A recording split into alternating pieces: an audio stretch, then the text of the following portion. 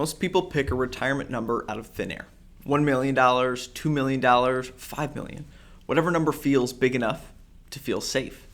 And then they spend years, typically decades, chasing that number, trying to grow their assets all just to meet that number, all without ever asking the most important question, which is, where did that number actually come from?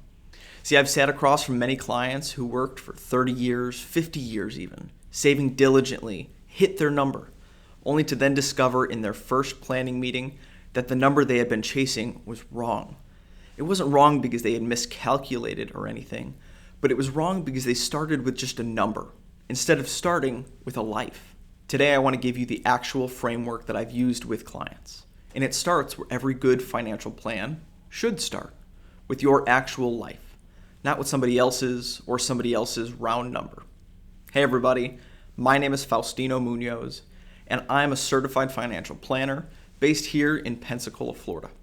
In my day-to-day work and life, I help individuals and families to make smarter decisions with their retirement and investing strategies, all decisions that align with their values.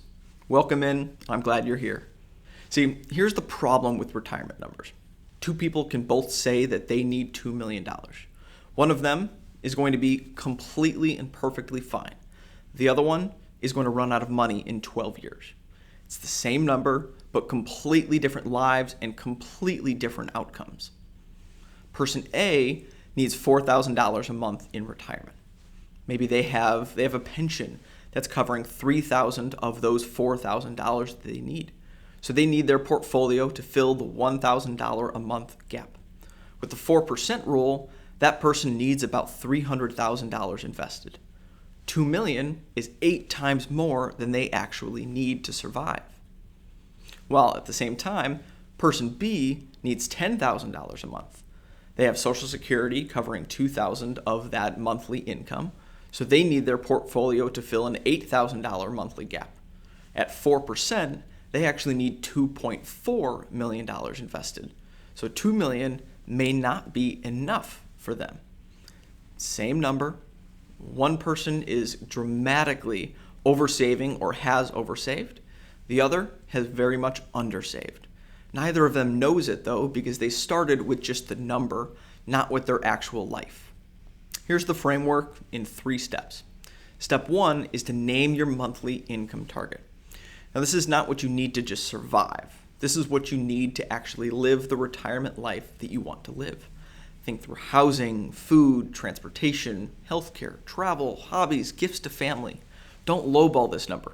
You're not planning for a retirement that you'll enjoy if you plan for one that you'll barely be able to tolerate. Let's say your number is $8,000 a month. Then stick with that for right now. Step 2 then is to subtract your guaranteed income. Guaranteed income is money that comes in the door regardless of what the market does. For most Americans, that guaranteed income is Social Security. In 2026, the average Social Security check for a retired worker is about $2,076 a month. The maximum benefit if you retire at full retirement age, 67 for anyone born in 1960 or later, is $4,152. But if you wait until 70, that number climbs to $5,181 a month. Other sources of guaranteed income for you may include pensions, annuities, or even rental income. Add all of those up, and then let's say your total guaranteed income is $3,000 a month for you and your household. Then what that does is it leaves you with a $5,000 monthly gap. $60,000 a year that your investment portfolio now needs to produce in income. Then the third step is to calculate that portfolio that you need. I use the 4% rule as a starting point. It's no guarantee. The 4% rule says you can withdraw about 4% of your portfolio annually in retirement with reasonable confidence you won't run out of money in a 30-year period. So to generate $60,000 a year at 4%, you need $1.5 million invested. That right there, that's your number. It's not a guess. It's not a round number someone told you that just sounded right. It's a calculation based on your actual life. The calculation is simple. You can run it quick and dirty right on your phone's calculator. Take the annual amount of income needed, again in this example, $60,000, divide that by 4% or 0.04, or you can take that income amount and multiply it by 25 to get the same result. Then boom, that's your rough target based on your actual life. Let's spend a few minutes on Social Security, because this is a variable that moves this number the most, and the decisions around it, once you make them, they're irreversible. See, you can claim Social Security as early as age 62, but claiming at 62 permanently reduces your benefit by up to 30% compared to claiming at full retirement age, which again, in 2026, that's 67 for anybody born in 1960 or later. Delaying past 67 all the way to 70, your benefit increases by 8% per year. That means that waiting from 67 to 70 gives you a benefit that is 24% higher for the rest of your living life. So let's take this for a moment and let's put some real numbers on this. Say your full retirement age benefit is $3,000 a month. Well, if you claim at 62, you get about $2,100. But then instead, if you claim at 67, you get $3,000. Claim at age 70, you get $3,720 per month. That is a $1,600 monthly difference between the earliest and the latest claiming ages. That's nearly $20,000 per year, each year. Over a 20-year retirement, the difference in lifetime benefits between claiming at 62 versus 70 can exceed $300,000. It's a big argument and issue in the financial planning space. The break-even point, the age at which waiting pays off, is typically around 80 to 82. If you expect in your life to live past that, then waiting typically mathematically wins. But if you have serious health concerns, claiming earlier may make more sense for you. This is one of the most consequential financial decisions you make. Please don't make it without running the math for your specific situation, and talk to a financial professional if you think that will help. Now, the 4% rule comes from research that was done back in the 1990s by financial planner William Bengen. He analyzed every 30-year retirement period going back to 1926, and he found that a portfolio between stocks and bonds, evenly split, can sustain annual withdrawals of 4% without running out of money.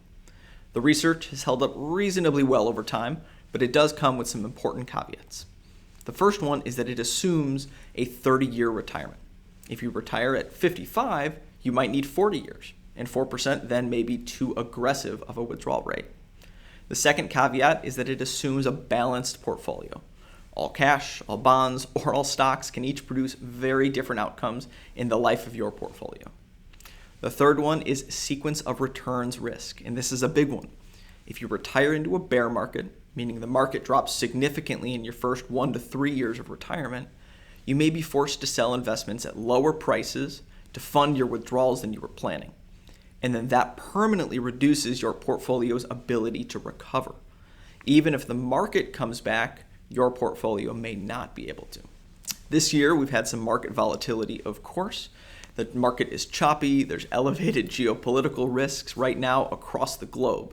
So if you're retiring in the next 1 to 3 years, this risk could be real, and it should be a part of your planning conversation with your professional.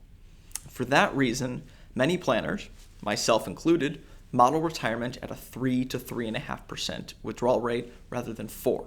It's more conservative. Also means you need a slightly larger portfolio, but it does give you a meaningful margin of safety. Here's a variable that almost nobody accounts for correctly: healthcare. See, Medicare kicks in at age 65. So if you retire before 65, you need to bridge that gap with private insurance or a COBRA option. That can easily cost $1,000 to $1,500 a month for a couple. Oftentimes, it can be even more than that. And even with Medicare, out-of-pocket healthcare costs in retirement are so very significant. Fidelity estimates that the average 65-year-old couple retiring today will need approximately $315,000 in retirement, specifically for healthcare expenses. That number is not in most people's retirement plans or retirement budgets. So add healthcare as its very own line item in your monthly income target. Don't try and absorb it into general living expense numbers and just hope for the best. The last thing that I want to try and address is inflation. In 2026, core PCE inflation, the Fed's preferred measure, is running at about 3%. That means that every year, what a dollar buys shrinks by about 3 cents. I know right now, 3 cents doesn't sound like very much. But over 20 years at 3% inflation, something that costs $100 today will cost $180 20 years later. That means that your retirement income now needs to grow over time, not just stay flat.